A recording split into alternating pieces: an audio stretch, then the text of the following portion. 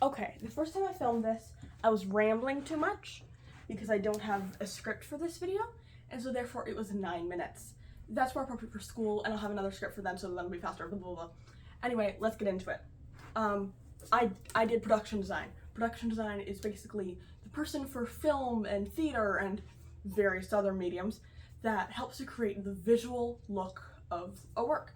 And so here's what I made. We're gonna do this snappy. Number one is I did Eddie Kaspbrak's outfit from the book. Stephen King is very descriptive on this.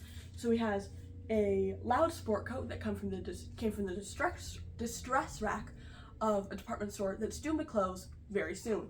He also has he also has a Patek Philippe watch and a gaudy ruby ring.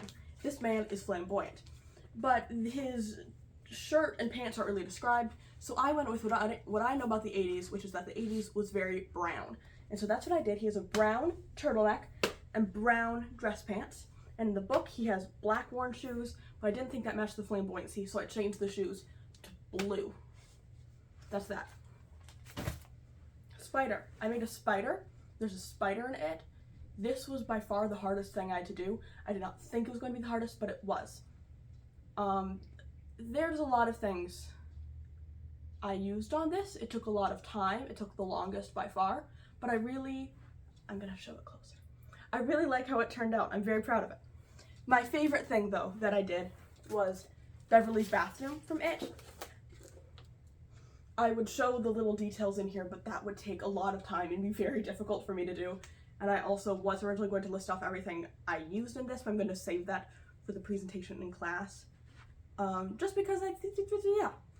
Some of my favorite things in this are, number one, I made tiny toilet paper. I don't know if you can see it all, but there's tiny toilet paper, which I'm really proud of. There's this stack of towels that took me not that long actually, but was sort of a challenge to figure out how do I make this look like towels and look like it's sort of haphazardly stacked, but not too haphazardly, because this is the 50s and women are still in charge of, you know, housemaking and making things look nice. So it's a little haphazard, but not totally.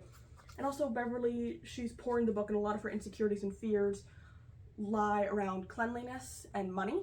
So I really focused on that. With Stephen King describes the toilet as having rust stains and the sink as having water stains, but I want to go more into it. So I created a lot of black mold, sort of in the tub as well.